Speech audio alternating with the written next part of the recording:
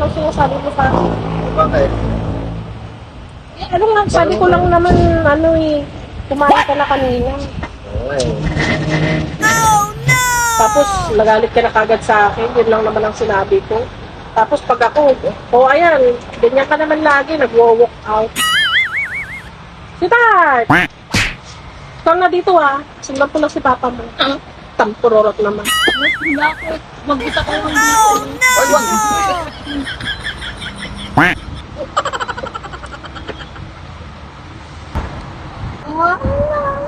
Saan sila mama at papa? Iniwan naman ako mag-isa dito. Saan naman sila nagpupunta? Sino babayad mo? Ayun. Sino babayad? Ako. Kasi ba namin anak din?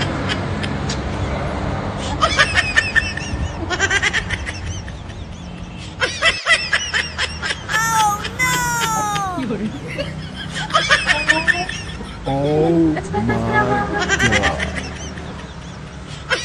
Babayad mo ito. my